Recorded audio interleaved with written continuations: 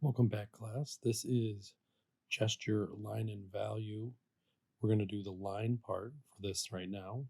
These are the clean lines. This is the final drawing that I was working on and built up from what we had before. So the first thing we want to do is take Procreate, and we need a brush that's going to work for this. So this is the image I'm going to use. I should have the photograph next to it. I didn't pull it up for this, but you should be looking at the photograph to help get you your clean lines and judge it a little bit better. So I'm going to open the brush tool here. Once I get the right layer selected, we want to be on a new layer just above perk number 2. And I am going to move down and select one of my inking brushes. I think I'm going to go with brush pen here. And if you tap on that a second time, what you're going to find is there's different stroke properties. And the one we're looking at is Streamline. You want to take that Streamline and move it all the way up to 100% or close to it. And that's going to allow you to make a nice long stroke that's very smooth. It's not going to have jitter in it. It's going to almost be like you're dragging the line behind where you're going through and making your marks. So I'm going to do a little quick draw over here after I make a new layer. I'm going to name this Clean Lines so that I know what it is, and I can save that out later. Clean Lines, there we go. And this is going to speed up in a minute after we go through and show this. But as I draw this, you'll notice that there's drag as I make the stroke. And it keeps my stroke nice and even. When I curl it, you can see it kind of bending with my pencil. That is what Streamline does. And it really helps to make nice, smooth, even lines when you want to do that. And you want to draw freehand. So here's where the demonstration starts. I'm going and drawing slow, but this is actually sped up at about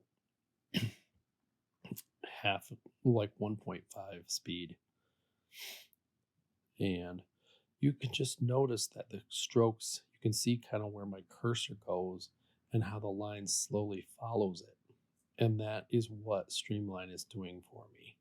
It's giving me just a little bit more leeway. And if I accidentally, like this line here, I end up erasing and redoing. But it still gives you some leeway. It would have been much worse if I didn't have Streamline on there.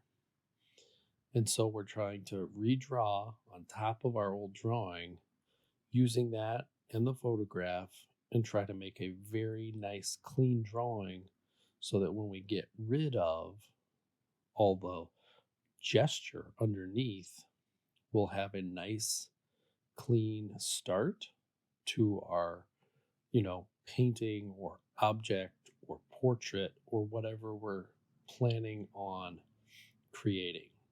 So I'm not super happy with the bottom of this percolator.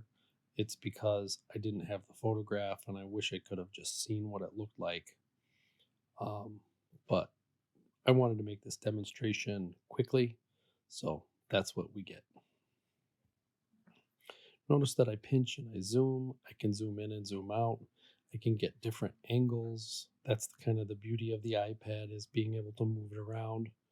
I have also already done this in Photoshop, so you can watch that video as well.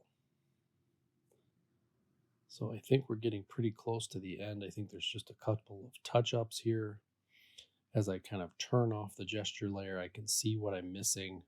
So I go back in and fix the handle at the top, fix a couple of the edges.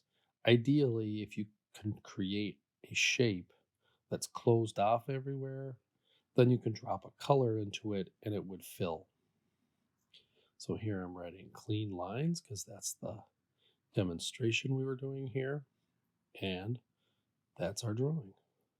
And I have a couple shots of that with the layers here First off, we have one with the gesture drawing underneath, so you can kind of see where the gesture drawing is, how that compares to the rest.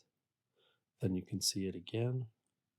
And the other layers are there, but I'm not showing them. We're just looking at this. See you next time.